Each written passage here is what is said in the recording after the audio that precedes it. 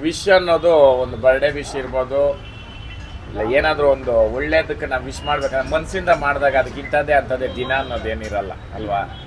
ನಾನು ನೀತು ಒಳಗಡೆ ಇದ್ದಾಗೂ ಒಂದು ಒಳ್ಳೆ ಫ್ರೆಂಡ್ಸು ಸುಮಾರು ಸಲ ಕರೆದ್ಲು ಬರಬೇಕು ನಮ್ಮ ಹೋಟ್ಲಿಗೆ ಅಂತ. ನನಗೂ ಬರಬೇಕು ಅಂತ ಆಸೆ ಪಟ್ಟು ಬ್ಯುಸಿ ಶೆಡ್ಯೂಲು, ಅಟ್ಲೀಸ್ಟ್ ಅವ್ರ ಬರ್ತ್ಡೇಗಾದರೂ ಬರಲೇಬೇಕು ಅಂತ ಒಂದು ಶೆಡ್ಯೂಲ್ ಮಾಡಿಕೊಂಡು ಬಂದಿರೋದು. ಸೊ ಅದು ಘಮ ಘಮ ಫುಲ್ ಘಮ ಘಮನೇ. ಹೌದು. ಅದರಲ್ಲಿ ಇನ್ನೊಂದೇನಂದ್ರೆ ನಾವೆಲ್ಲ ನಾನ್ ವೆಜ್ ಪ್ರಿಯರು. ನಮ್ಮ ಟೀಮ್ ಎಲ್ಲ ಏನೈತೆ ಏನಣ್ಣ ಇಲ್ಲೆಲ್ಲ ಇಲ್ಲಿ ಹೋಟ್ಲ್ ಹಿಂದೆ ಇರೋರು ಇಲ್ಲಿ ಕೂತಿರೋರು ಎಲ್ಲ ಆಲ್ಮೋಸ್ಟ್ ಅಲ್ಲೆಲ್ಲ ಹೋಟೆಲ್ ಮ್ಯಾನೇಜ್ಮೆಂಟ್ ಎಲ್ಲ ನಾನ್ ವೆಜ್ಜೇ.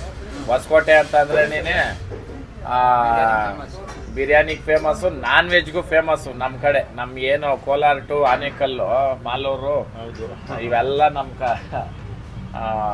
ಸ್ವಲ್ಪ ಫೇಮಸ್ ನಾನ್ ವೆಜ್ಜು. ಬಟ್ ನಮ್ಗೆ ಈ ಊಟ ತಿಂದಿದ್ದೇನು ಅಂತಂದ್ರೆ ಹಬ್ಬದ ಊಟ. ಯೂಶಲಿ ನಮ್ಮ ಮನೆಗಳಲ್ಲಿ ಹಬ್ಬಕ್ಕೆ ಈ ಥರ ಮಾಡ್ತೀವಿ ಅಲ್ಲಣ್ಣ. ಹೌದು. ಎಲ್ಲರೂ ಕೇಳ್ರಿ, ರಿವ್ಯೂ ಹೇಳ್ಬೇಕೆಲ್ಲ. ಯಾಕಂದ್ರೆ ನೆಲಮಂಗ್ಲ ಹತ್ರನೇ ತಿನ್ಬೇಕಂತ ಒದ್ದಾಡಿದ್ವಿ. ಆಮೇಲೆ ಸಂತೋಷ ಇದ್ಕೊಂಡು ನೀತವ್ರದ್ದೇ ಹೋಟ್ಲ್ ಐತೆ, ಅಲ್ಲೇ ವೆಜ್ಜು ತುಂಬ ಚೆನ್ನಾಗಿ ಮಾಡ್ತಾರೆ ಅಂತ ಸುಮಾರು ದಿನ ಕರೆದ್ರು ಅವರು. ನಮ್ಮ ಕೈಲಿ ಹೋಗೋಕ್ಕಾಗಿಲ್ಲ. ಇವತ್ತು ಹೋಗಿ ತಿನ್ನೋಣ ಅಂತೇಳಿ ಇಲ್ಲಿಗೇನೆ. ಆದರೂ ಎಷ್ಟು ಇವಾಗ ಟೈಮು 4:30 4 ಗಂಟೆವರೆಗೂ ಬಂದು ಇಲ್ಲೇ ತಿಂದ್ವಿ. ತಿಂತಿದ್ರೆ ಒಂದ್ ಅನ್ನಿಸ್ತಿದ್ದ. ನಾವು ಕಾಪಿ ಮಾಡಲ್ಲ, ನಮ್ಮದೇ ಹೇಳ್ತೀವಿ. ತುಂಬ ಚೆನ್ನಾಗಿದೆ.